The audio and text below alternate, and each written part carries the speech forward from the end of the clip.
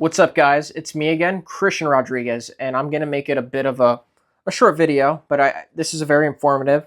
So I want to give my opinion on what I think men need to focus on in their 20s. Focus on improving, right? Focus on what do they need to work on, right? And listen, I'm currently in my late 20s right now. So um, obviously there's things that I'm going to mention that I wish I started sooner, or there's things that I need to catch up on, right? But this is personally what I personally think based off of my experiences, right? And also what I've learned from others on what men need to focus on the most, right, in their 20s, right? And the first one is money. Yes, it's money. I put it first because 150% it's the most important one, right? Obviously, there's a bunch of other important things, but money is very important because money is what pays bills. Money is what determines where you're going to live. It determines, it puts you in what rooms you want to be in, right? And it also determines how much value you're putting to society, right? It's a representation of that, right? And I know it's very broad answer, money. I know. But there's so many different avenues you can make money. For me, I'm aiming for entrepreneurship, right? So it's a different avenue than a 9 to 5, but that's another avenue for making money, right? Being a doctor, being a plumber, being a contractor, being a scientist, whatever it is, right? You just have to figure out what it is that's going to make you money, right? And the thing is, you have to focus on like some sort of skill that's going to make you money, right? Like sales, right? Sales is one of them. Sales, marketing, or something that's going to make you irreplaceable in the marketplace, right? You're going to focus on something like that, right? That's something I wish I started sooner. I seriously wish I started that sooner. And if you think about it, right, I want to give you an example. So if you think of Patrick Mahomes, right, from the Kansas City Chiefs, the star quarterback from the Chiefs, right? His skills are so high up that he is getting paid the amount he is, and he deserves it because the Kansas City Chiefs would not be where they're at if it wasn't for him, right? What is he at? 3 or 4 Super Bowls.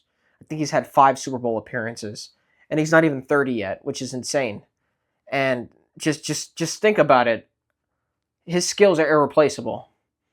The Chiefs actually would hurt themselves if they got rid of him. If the Kansas City Chiefs got rid of Patrick Mahomes, they would get scrutiny from their own fans, probably the organization and their players, but they would hurt themselves. So Mahomes' skills make him so irreplaceable that the team feels like they would hurt themselves if they were to try to replace him, right?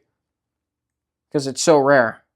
Obviously, you don't need to be a Patrick Mahomes, but you have to find a way what skills you can make so you make yourself irreplaceable. You have to think of it in the long game, right?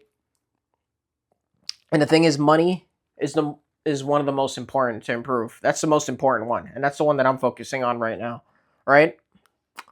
And the second one, right, that I wanted to bring is fitness. Now, I would argue that this is probably the easiest one to improve out of all the ones that I'm mentioning. But listen, fitness, if you're in your 20s, your testosterone and you're a man, your testosterone's at its peak, right? In his 20s. You usually have more time, right? You have more time to grind through long gym sessions, right? You can also experiment. Maybe you could try a combat sport if that's really. I do it. You don't have to do it, but I I always highly recommend it. But you could also experiment with a combat sport. You could try MMA, boxing, Muay Thai, Brazilian Jiu Jitsu. Yeah, I've gone through this already, right? And the thing is, it may enhance your physique, make it look more athletic. But fitness is the easiest one to do, but it's something that will benefit you as you get to your 30s, because most people who are in their 30s, even people I'm 28, so guys who even are my age, a lot of them are starting to get out of shape or look like shit because a lot of them stopped working out, or they took it very easy. So they're getting like chubby. They're getting a little chunky, right? So I'm noticing it now, and I'm not even 30 yet. So imagine when you're 30 and you're the one of the few people who are in shape. Automatically, you stand out, right? All right, and so the next one, right, is emotional control. I almost think this should be the most important one, right? Obviously, this is probably the second most important one, is emotional control. Why is emotional control? Because emotional control, think about it, a man is always expected to be a leader, right? A man's always expected to be the captain of the ship, right? Whether it's like in the household, it could be in the office, it could be among other men, but a man is always like a man's always respected when if there's a storm, he's the lighthouse in the middle of the storm, if you know what I mean, right? And I've made entire videos on this, so I don't want to get too like much into it. But yeah, you really got to fucking control your emotions, right? A man who loses his emotion is seen as a liability. Not only amongst other men, but amongst other women, just amongst everyone in general. Everyone will see him as a liability. And it is true. A man who can't control his emotions is a liability to not only himself, but everyone around him, right?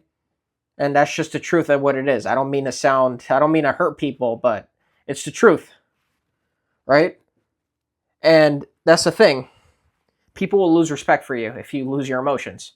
And that's like the worst possible thing that can happen for you. You don't want people to not have respect for you because you just can't control your anger, your sadness, or even your happiness, right? And I want to get to that, the happiness, right? Because that one I haven't touched up on yet in a previous video.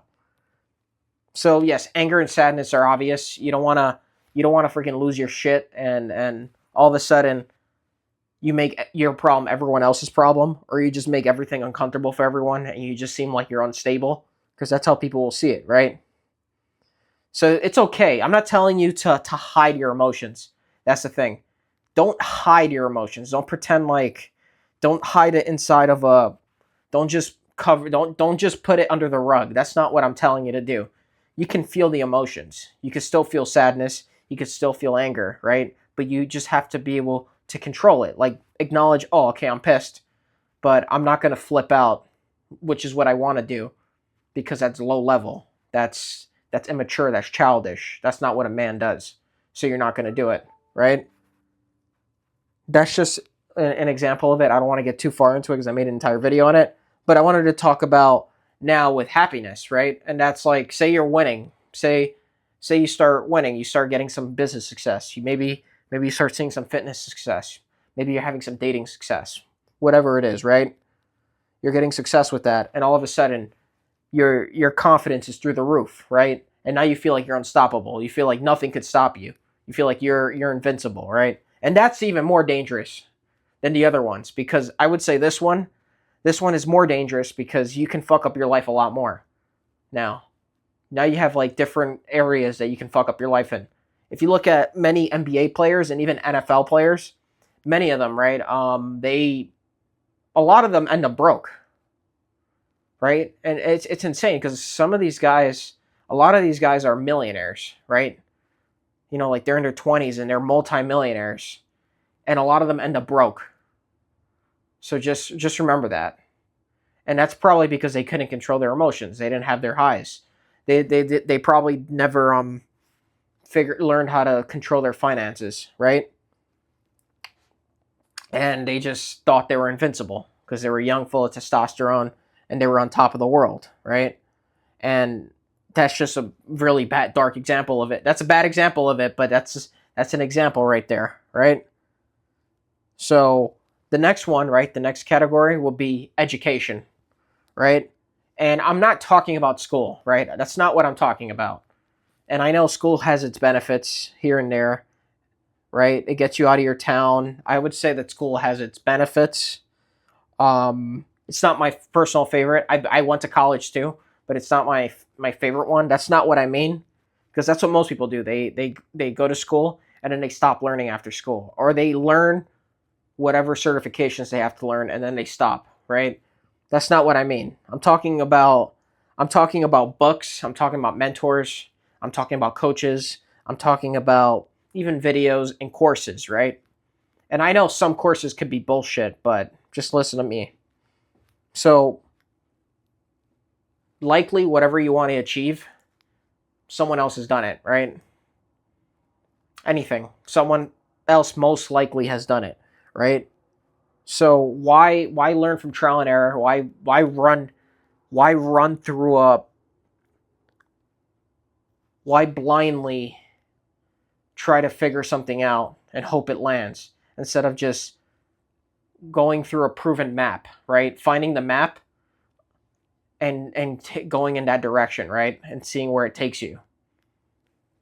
Okay, that was a poor way of explaining it, but the point is, why don't you learn from someone else's experience, right? Maybe learn from someone else's trials and tribulations. Maybe you could avoid someone else's trials and tribulations, and you do, and you end up achieving it a lot faster, right? Right? Dan Martell once said if he wanted to climb Mount Everest, right, um, he wouldn't want to do it with someone who has done he would want to do it with someone who's done that expedition before. Sorry, I was just reading the quote over here. He likely so the guy who's done it before likely knows the best path. He likely knows the the pitfalls where people commonly make mistakes, right? And he knows how to reach the summit safely since he's done it several times, right? So wouldn't you? He basically what he was saying was, wouldn't you want to learn from that guy's mistakes instead of just figuring it out on the spot? Something like pretty dangerous, like going up Everest. No, you wouldn't want to do that. You want to learn from someone else who's done it before, who understands the ropes or what equipment you need or what shit you need to do, right, to get to the top of Everest. It's the same with whatever goals you want to achieve, right?